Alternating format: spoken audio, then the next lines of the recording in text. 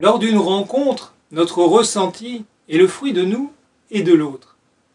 Plus en détail, c'est un mélange de nos propres projections, interprétations, de nos émotions, de notre imagination, avec ce que nous transmet l'autre, soit de façon apparente par les mots, par les gestes, par les attitudes, soit de façon non apparente, c'est son rayonnement.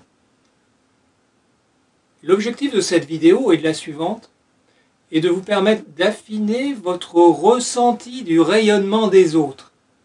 Et cela grâce à différents exercices que je vous demande de réaliser dans l'ordre. Surtout, ne brûlez pas les étapes.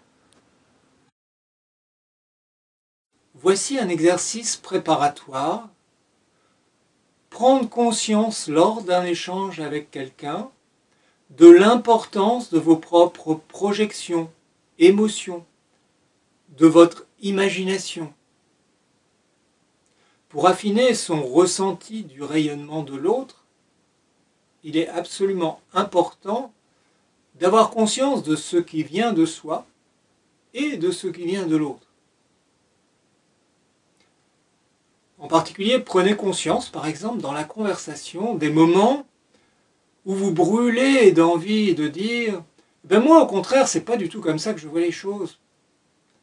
Ou au contraire, « eh bien moi, il m'est arrivé exactement la même chose, voici ce qui m'est arrivé ».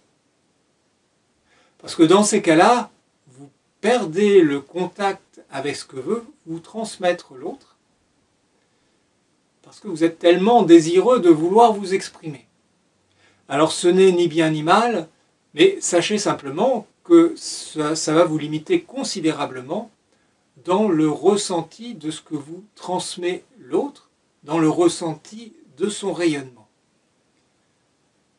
Essayez aussi de noter, de prendre conscience des moments où, dans la conversation, vous sentez que c'est votre imagination, que ce sont vos projections qui vous font arriver à une conclusion particulière. Et ça, en général, votre interlocuteur va vous y aider, sans le savoir, en vous précisant que ce que vous avez compris n'est pas exactement ce qu'il voulait vous dire.